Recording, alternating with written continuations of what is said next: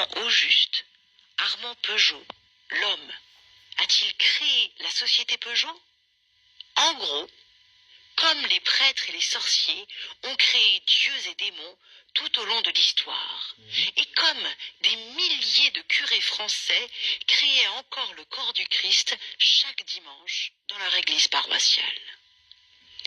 Il s'agissait au fond de raconter des histoires et de convaincre les gens d'y croire. Dans le cas des curés, l'histoire cruciale était celle de la vie et de la mort du Christ, telle que l'Église catholique la raconte. Selon cette histoire, si le prêtre, revêtu de ses habits sacerdotaux, prononce solennellement les bons mots au bon moment, le pain et le vin se transforment en chair et en sang du Christ. Hoc est corpus meum, s'exclamait le prêtre. Ceci est mon corps. Et hocus pocus, le pain devenait chair. Voyant que le prêtre avait assidûment et convenablement suivi la procédure, des millions de catholiques fervents se conduisaient comme si Dieu était réellement présent dans le vin et le pain consacré. Dans le cas de Peugeot SA, l'histoire cruciale est celle du code de loi français, fruit du travail des parlementaires. Selon les législateurs français, si un juriste certifié suivait la liturgie et les rituels de rigueur, écrivait les charmes et serments requis sur un bout de papier merveilleusement décoré et apposait sa signature et son paraphe au bas du document, alors, hocus pocus, une nouvelle société était constituée. Quand, en 1896, Armand Peugeot voulut créer sa société, il chargea un juriste de suivre cette procédure sacrée. L'homme de loi, ayant exécuté les bons rituels et prononcé tous les charmes et serments requis, des millions de Français se conduisirent comme si la société Peugeot existait vraiment.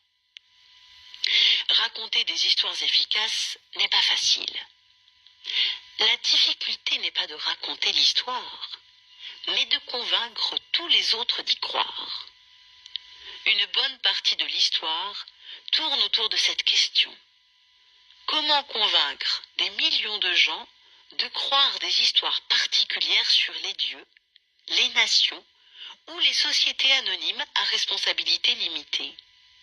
Quand ça marche pourtant, cela donne aux sapiens un pouvoir immense, parce que cela permet à des millions d'inconnus de coopérer et de travailler ensemble à des objectifs communs. Essayez donc d'imaginer combien il eût été difficile de créer des États, des églises ou des systèmes juridiques si nous ne pouvions parler que de ce qui existe réellement, comme les rivières, les arbres et les lions. Au fil des ans, a été tissé un réseau d'histoires d'une incroyable complexité. Dans ce réseau, des fictions comme Peugeot non seulement existent, mais elles accumulent un immense pouvoir. Dans les cercles universitaires, le genre de choses que les gens créent à travers ce réseau d'histoires porte le nom de fiction, construction sociale ou réalités imaginaires. Une réalité imaginaire n'est pas un mensonge. Je mens quand je dis qu'il y a un lion près de la rivière alors que je sais parfaitement qu'il n'y en a pas. Mentir n'a rien de très particulier. Les singes verts et les chimpanzés peuvent mentir. On a observé un singe vert crier « Attention, un lion !» alors qu'il n'y avait pas de lion dans les parages.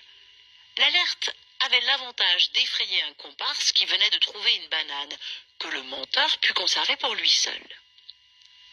Contrairement au mensonge, une réalité imaginaire est une chose à laquelle tout le monde croit. Tant que cette croyance commune persiste, la réalité imaginaire exerce une force dans le monde. Très probablement, le sculpteur de la grotte Stadel pouvait sincèrement croire à l'existence de l'esprit tutélaire homme-lion. Certains sorciers sont des charlatans, mais la plupart croient sincèrement à l'existence de dieux et de démons. La plupart des millionnaires croient sincèrement à l'existence de l'argent et des sociétés anonymes à responsabilité limitée.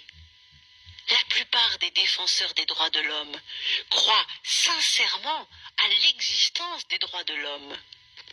Personne ne mentait quand, en 2011, les Nations Unies exigèrent du gouvernement libyen qu'il respecte les droits de l'homme de ses citoyens, alors même que les Nations Unies, la Libye et les droits de l'homme sont des fictions nées de notre imagination fertile.